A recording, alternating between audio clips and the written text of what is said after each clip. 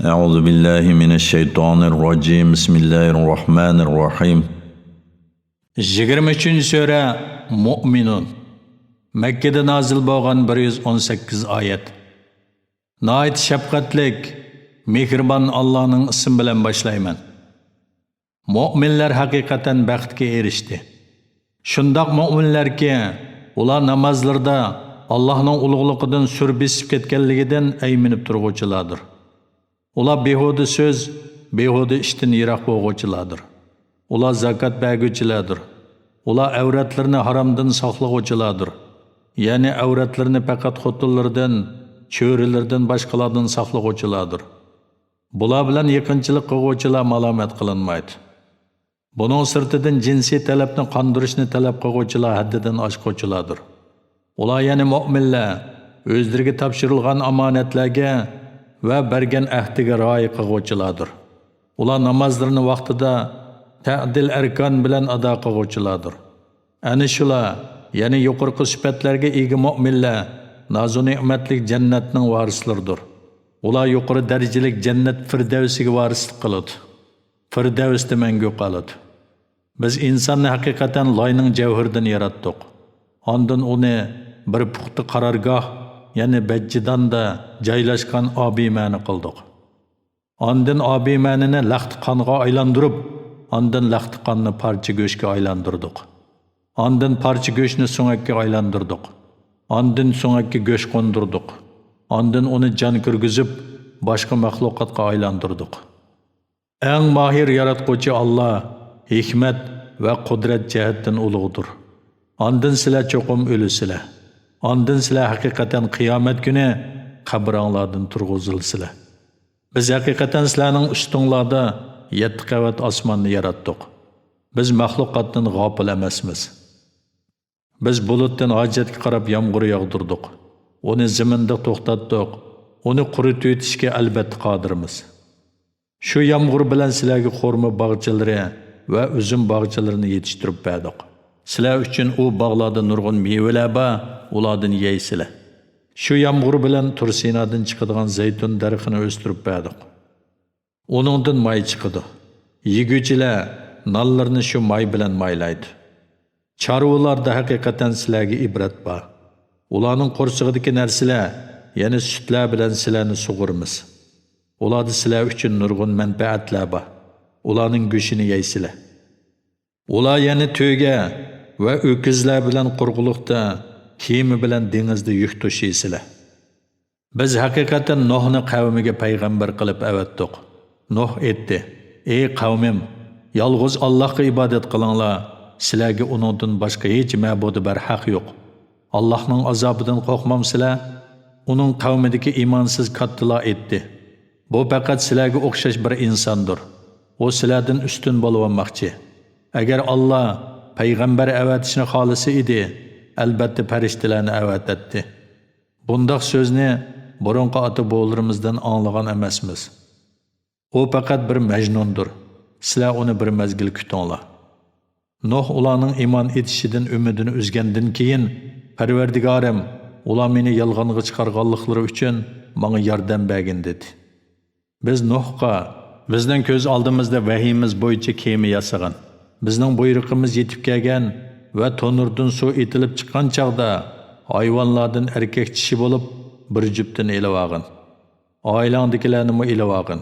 Ularning ichidagi halok bo'lishiga hukm qilinganlar buningdan mustasno. O'zlariga zulm qilganlar to'g'risida menga so'z ochmagan, ya'ni ularga shafaat qilmagan. Ular cho'qim to'pon balasida g'arq qilinadi deb vahiy qildik. Sen bilan birga bo'lgan mu'minlar bilan kemaga chiqqan chig'ingda jimi hamda sana bizni zolim qavmdan qutqizgan Allohga qastur degan. Hamda ey Parvardigorim, meni muborak manzilga tushirgin. Sen do'stlaringni eng yaxshi o'rlashtirg'uvchisan degan. Haqiqatan buningda, ya'ni Nuhning ummatining ishlarida aql egalari uchun nurg'un ibratlar bor. Biz bandalarni payg'ambarlarni avatish bilan albatta sinaymiz. Ularni halok qilgandan keyin boshqa bir qavm paydo qildik. Biz ularga o'zlarining ichidan bir payg'ambarni, ya'ni Hudni avatdik. U aytdi: "Allohga ibodat qilinglar. Sizlarga uningdan boshqa hech ma'budi bar haq yo'qdir. Allah'ның azabıdan qo'rqmamsizlar? Uning qavmining kofir bo'lgan, oxirat muloqotini yolg'onga chiqargan va bu dunyoda biz tarafdan bayashat turmushga ega qilingan kattalari etdi. Bu faqat sizlarga o'xshash bir insondir. O sizlar yeganni yeydi, sizlar ichganni ichadi. Agar sizlar o'zingizlarga o'xshash bir insonga itoat qilsanglar, shubhisizki, o chaqda sizlar cho'qim ziyon tortquchilarsizlar. O sizlarni sizlar o'lib to'piga va quruq ustixonga aylangandan keyin tirilsizlar deb ogohlantiramdi. Sizlarga ogohlantirilgan ish to'limi yiroqdir. Bizning mushu dunyodagi hayotimizdan boshqa hayot yo'qdir. Biz o'limiz va tirilimiz, ya'ni bir tarafdan o'lib turamiz, yana bir tarafdan tug'ilib turamiz. Biz qayta tirilmaymiz. O faqat Alloh nomidan yolg'onni to'qigan odamdir. Biz uningga ishonmaymiz. Hud etdi: Parvardigorim, ular meni yolg'onga chiqarganliklari uchun menga yordam bergin. Alloh etdi: Ular uzunga qolmay kofir bo'lganliklariga nadomat chekadi. Ular haqliq ravishda qattiq ovoz bilan halok bo'ldi. Ularni biz lo'ji qilib etdik. Zolim qavm Allohning rahmatidan yiroq bo'lsin. Ularni halok qilgandan keyin boshqa bir qavmlarni paydo qildik. Har qanday ummat halok bo'lish vaqti kelmay turib halok bo'lmaydi. Halok bo'lish vaqtidan o'tibmi ketmaydi. Ondan bizning payg'ambarlarimizni orqama-orqa avatdik. Har ummatga uning payg'ambari kelgan chaqda ular uni inkor qilganlikdan ularni orqama-orqa halok qildik. Ularni kishilarga hikoya qilib qoldirdik. Iymon etmaydigan qavm Allohning rahmatidan yiroq bo'lsin. Ondan Musa va uning qarindoshi Harunni bizning oyatlarimiz bilan va ro'shan pokit bilan Fir'avnga va uning qavmining cho'nglariga payg'ambar qilib avatdik. Ular hakovurlik qilib iymondan bosh tortdi. Ularmi takabbur qavm edi. Ular bizga o'xshash ikki oddiy insonga iymon etamdiq. Halbuki ularning qavmi bizning qulga o'xshash xizmatchilarimizdir deyishdi. Ular bu ikkisini, ya'ni Musa bilan Harunni inkor qilishdi. Shuning bilan ular halok bo'ldi. Ular yana Bani Isroilni hidoyat topsin deb biz haqiqatan Musaga kitob, ya'ni Tavratni ato qildik. Biz Maryamning o'g'lini, ya'ni Isoni va uning onasini, ya'ni Maryamni kamoli qudratimizning dalili qildik. Ularni to'ptiz, yaqin so'liq bir egiz joyga o'rlashtirdik. Ey payg'ambarlar, halol narsalarni yanglar, yaxshi amallarni qilinglar. Men haqiqatan sizlarning qilgan amallaringlarni obdan bilaman. Ey payg'ambarlar jamoasi, sizlarning dininglar haqiqatan bir dindir. Men sizlarning parvardigoringlardirman. Mening azobimdan qo'rqinglar. Ular yana ummatlar diniy jihatdan nurg'un firqalarga bo'lindi. Har firqa o'z dini bilan xushaldir. Ularni o'lganlarga qadar gumrohlikda tarik etgan. Ular bizning ularga mol-mulk va avlodlarni berganligimizni o'zlariga tez yaxshilik qilganlik deb o'ylamdi. Hargiz undaq emas. Ular uqmaydi. Haqiqatan Parvardigoring ayvisidan qo'rquvchi kishilar, Parvardigoring oyatlariga ishonguchi kishilar, Parvardigoriga sherik keltirmaydigan kishilar, sadaqa beradigan, ammo Parvardigorning dargohiga hisob berish uchun qaytib bordiganligidan dillar qo'rqib turadigan kishilar, ana shular yaxshi ishlarni qilishga oldirg'uvchilardir. Yaxshi ishlarni boshqalarning oldida qilishga tirishuvchilardir. Biz insonni faqat toqati yetadigan ish qilib taklif qilamiz. Bizning dargohimizda haqni so'zlaydigan kitob, ya'ni bandalarning yaxshi-yomon ishlari xotirlangan nomi amal bor. Ularga savobini kamaytirib etish yoki azobni oshirib etish bilan qilchi zulm qilinmaydi. Ular yana gunohkor kuffarlarning dillari buningdan, ya'ni Qur'ondan g'aflatdadir. Uningdan, ya'ni kufrdan boshqa ular kelajakda nurg'un yomon ishlarni qiladi. Ularning boylarini azob bilan jazolagan vaqtimizda nagahon ular faryod qiladi. Ularga aytiladi: "Bugun faryod qilmanglar. Haqiqatan sizlar bizning yordamimizga erishaolmaysizlar. Mening oyatlarim sizlarga o'qib beriladi. Uni anglashdan yuz o'rib orqanglarga chekinib olatdinglar." Ular haram ahli bo'lganligi bilan faxrlanib iymondan yuz o'raydi. Kashlik paranglarda yomon so'zlarni qiladi. Ya'ni Qur'onga ta'na qiladi payg'ambar alayhissalomni so'kidi. Ular haq kalam, ya'ni ulug' Qur'on ustida cho'nqur fikr qilmadimi yoki ularga Alloh tarafidan ota bo'larga kelmagan yangi narsa keldimi yoki ular o'zlariga kelgan elchini tanimay uni inkor qilyaptamdi yoki ular uni majnun deyishamdi? Hargiz undaq emas. Ularga o haqiqatni ep keldi. Ularning to'lisi haqiqatni yomon ko'rdi. Agar haqiqat, ya'ni Qur'on ularning nafs xohishlariga bo'ysundigan bo'lsa, albatta osmonlar, zamin va ulardagi maxluqotlar xarob bo'lgan bo'ladi. Undaq bo'lgani yo'q. Ularga vaz nasiyatni o'z ichiga olgan Qur'onni ato qildik. Ular o'zlariga vaz nasiyat bo'lgan Qur'ondan yuz o'raydi. Yoki sen ulardan elchilikni yetkazganligingga haq talab qilamsan, ya'ni ular shundoq gumon qilamdi, Parvardigoringning sana bergan ajri yaxshidir. Allah rizq berguvchilarning yaxshisidir. Sen albatta ularni to'g'ri yo'lga da'vat qilasan. Oxiratga ishonmaydiganlar haqiqatan to'g'ri yo'ldan chetniguvchilardir.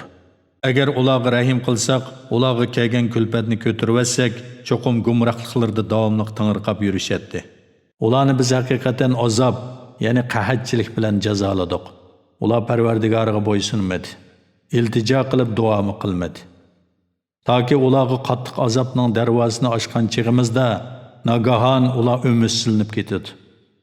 Allah sizlar uchun quloqlarni, ko'zlarni va dillarni yaratdi. Sizlar nihoyat oz shukr qilasizlar. Allah sizlarni zaminda nasllantirish yo'li bilan yaratdi. Hisob berish uchun uning dargohiga yig'ilasizlar. Allah o'likni tirildirdi, tirikning jinini oladi. Keç gündüzning o'zgarib turishi Allohning boshqarishidir. Tushunmamsizlar? Ular Allohning qudratini o'ylab ko'rmadi. Balki ular burunqilar nima degan bo'lsa shuni dedi.